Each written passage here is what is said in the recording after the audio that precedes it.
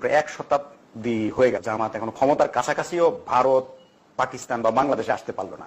তার মানে কি জামাতের রাজনীতির দর্শনগত কোনো ভুল আছে? এটা কি মানে এটা আপনারা পাচ্ছেন না কেন? দেখেন, আমাদের সমাজে কত ভাগ মানুষ মুসলমান? 91 ভাগ। আপনি যে পাড়ায় বসবাস করেন সেখানে মসজিদ আছে, মুয়াজ্জিন মসজিদে 5 বার আজান দেয়, তো সব মানুষ কি নামাজে যায়? সব মুসলমান যায়? তাইলে এটা কি মুয়াজ্জিনের দোষ না মুয়াজ্জিনের আজানের দোষ? উনি তো ওনার কাজ করতেছেন, হাইয়া আলাস সালাহ হাইয়া আলাল ফালাহ, আসেন আমাদের দিকে, আসেন কল্যাণের দিকে। উনি তো 5 বার আমাদেরকে ডাকতেছেন না আপনার মসজিদ থেকে। তো এখন এটা ঠিক যে নামাজের সংখ্যা বাড়তেছে, এটাও ঠিক যে জামাতে ইসলামের সমর্থন বাড়তেছে।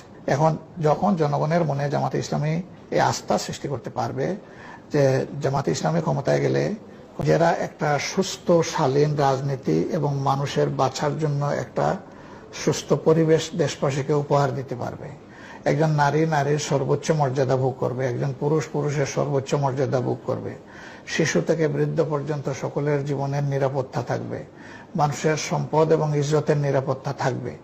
যখন জামাতের পারফরমেন্সে মানুষ মনে করবে যে ইয়েস জামাত এখন এই ঠিকানায় এসেছে, তখন অবশ্যই মানুষ জামাতকে চয়েস করে নেবে। এই জন্য যদি আরো 10 বছর আমাদের অপেক্ষা করতে হয়, আরো 5 বছর অপেক্ষা করতে হয়, আমাদের কোনো আপত্তি নাই।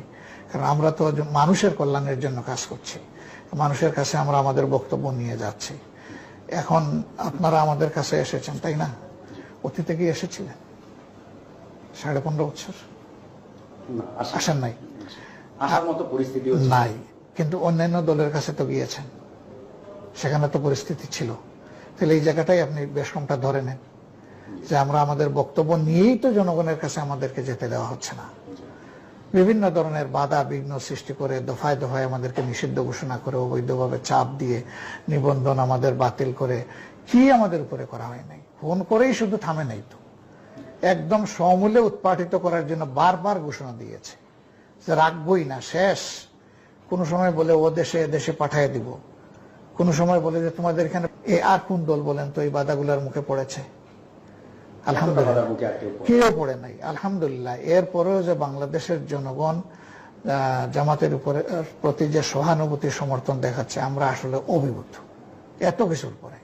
এখন আমরা মুক্ত ময়দানে যদি আল্লাহর মেহেরবানি আমাদের বক্তব্য তুলে ধরতে পারি, ইনশাআল্লাহ জামাত জনগণের মনে আস্থা সৃষ্টি করতে পারবে।